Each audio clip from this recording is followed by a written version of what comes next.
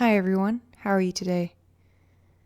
I recently finished this book called The Lost Writings of Franz Kafka and really enjoyed it. Oftentimes, as I mentioned in the last live stream, oftentimes these books of lost writings or just lesser known fiction are sometimes disappointing, but this one was not at all disappointing. I thought it was some of Franz Kafka's best microfiction and best short stories I've ever read. So I was very happy with this book. It really took me back to my Kafka phase in college when I read most of his fiction. But backing up a little bit, I want to talk about, well, first, who was Kafka, for those of you who haven't read him. And in this video, I want to focus on specifically what made Kafka's writing Kafka. Now, a lot of people will say that his writing is described as Kafkaesque, like this new almost genre that he created. So what is the meaning of the adjective Kafkaesque? According to Merriam-Webster online, it means having a nightmarishly complex, bizarre, or illogical quality. Now, I think there's a lot more to his writing than that alone, but I also want to talk about what does he use in terms of literary devices and different choices he makes in his writing. How does he create this Kafkaesque, this nightmarish world? A brief note about Kafka. He was an author of the late 19th, early 20th centuries. He was born in 1883 in what was then Austria-Hungary, in the city of Prague, which is now in the Czech Republic. He wrote a number of short stories and novels, and most of them had these nightmare themes, if you will. His most famous being, of course, the Metamorphosis, which is about a man who wakes up one morning to find out he has been transformed into a terrible creature. So he wrote a lot of fiction along these lines. Most of it was not published in his lifetime. And when he died at the age of 40, he asked his friend Max Brod to please burn all of his writing. And, he was just not really interested in people reading it. Max, like the good friend he was, decided that the writing needed to be published, and so through that good or bad thing that he did, depending on your interpretation, we are left with several novels, The Trial being the most famous, perhaps, also The Castle, and America, my favorite, America with a K, also called The Missing Person, and then a variety of short stories such as In the Penal Colony and The Metamorphosis. So I've read all of his fiction, and at least what's been translated in English. I haven't yet started on the nonfiction, but there's quite a lot of that as well. His diaries and letters have been published as well, so he didn't really get his wishes fulfilled, but we do have a lot of his writing now, and I have to admit that I'm really grateful to have it because he was such a unique author. So I wanted to talk about some of the things that come up in these books and really set him apart, I think, from other people who may try to imitate his style or be inspired by it. First thing that I will note is, and this is done by other authors as well, but you'll notice that he really doesn't love paragraphs. I mean, a lot of his stories have these very long running paragraphs. The grammar is good, it's just that he doesn't break it up. These are like complete thoughts or complete scenes, and he doesn't always break it up the way other writers would. In some stories, such as Wedding Preparations in the Country here, he does take a more standard or ordinary approach, but in his novels too, perhaps especially the novels, you'll see paragraphs that take up multiple pages. That is something that contributes to this this impression of monolith that his writings give off. Like you're trapped in this one idea or this one place and you can't get out. Especially in the trial. So the trial is about somebody who again wakes up in the morning and finds out that he has been arrested for some mysterious reason. And then the rest of the book is literally just about him wandering around trying to figure out what's going on and being oppressed by people. Not actually my favorite novel, but certainly memorable. And you'll see those long paragraphs in the trial a lot. So this really contributes to this underlying current of anxiety. Another thing that contributes to that is his characters' monologues. So for example, in Wedding Preparations in the Country, which is one of my favorites, by the way, the bridegroom, Rabin, is on his way to meet his bride in the countryside, and he's just having all kinds of nervousness about that. And he says, "How unreasonable I'm being. The journey will make me ill, I know that quite well. My room won't be comfortable enough. It can't be otherwise in the country.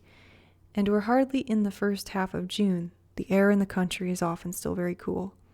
Of course, I've taken precautions in my clothing," etc., etc. And then he just goes on and on about his concerns. So you'll see a lot of that. And another thing you'll see is elaborate routines and processes. So in another favorite of mine, which is called The Great Wall of China,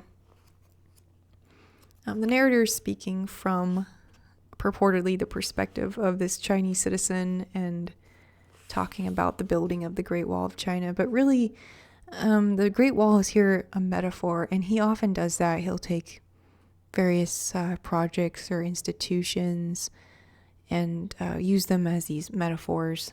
Sometimes they're representing efforts that you take or somebody takes or some group of people takes that is kind of futile. Sometimes it's a critique of bureaucracy. I think that's the most famous or well-known example of his metaphors. And that's what you'll find in this story that really isn't about the Great Wall of China, but more about the process. I think one of the words that Merriam-Webster used in that definition was illogical. And while I think there is a great deal of illogic in these stories, for example, the man who wakes up to find he's arrested, or the man who wakes up to find he's a giant beetle, nonetheless, a lot of his characters go to great lengths to explain their logic and their thought process, which in the long run may not be that logical. But that description or that exploration of the process that leads to these illogical ends is really something he goes back to a lot in his writing. A couple more things I'll mention. So when I was reading the Lost Writings, there were a couple of stories that featured anthropomorphism, where you've got animals that are described to be like people or to have people-like characteristics. It's kind of entertaining. I'm not exactly sure what his point with those stories is, but he does have quite a sense of humor that is kind of veiled, so it'll come out now and again through stories like that. Another thing that he has a lot of is this politeness. So a lot of his characters will go to these great lengths to explain themselves and to be trying to get along with the other characters in spite of their frustrations. So that came up a lot in this book as well, and I was reminded that yes, that ironic politeness, I think, is one of the devices he uses to make people understand his characters or empathize with them in this kind of roundabout way, and adding this value of normalcy to an otherwise very strange situation. One more thing I'll mention that you'll see a lot in his books is he uses specific kinds of shock value. Oftentimes it'll be random romantic, quote, romantic encounters, 1910 style, so not super graphic, but There's that. There'll be people getting into people's personal space, which again contributes to this feeling of monolith and claustrophobia. And then the third thing that you'll find a lot is violence, but in a systematic and or stifled form. The best example of this is probably In the Penal Colony, which is one of his most famous short stories. It's about a prisoner whose sentence is being tattooed onto his body. This is probably the extent, or like the the most egregious example of Kafka's violence. He doesn't really get more violent than that. It's plenty disturbing, and oftentimes the violence in his books are instigated by people in authority or by people who seem to have authority. So the last thing I will mention as far as how Kafka creates the Kafkaesque is his use of replication. Oftentimes you'll have characters who are twins or just pairs of people working together. In the castle especially, there's a pair of assistants, so-called assistants, who are supposed to be helping the main character, but they don't really help. And they actually feature also in the movie Kafka, starring Jeremy Irons. So that's another thing he does to kind of emphasize the individual versus society, and also a sense of being nervous or hemmed in or anxious around other people. So those were just a few things that I noticed, especially coming back to Kafka after a break and having read some other books with surrealism. Let me know what you think, if there's other things that you find in his writing which you think make him unique, or at least put together make him who he is as a writer.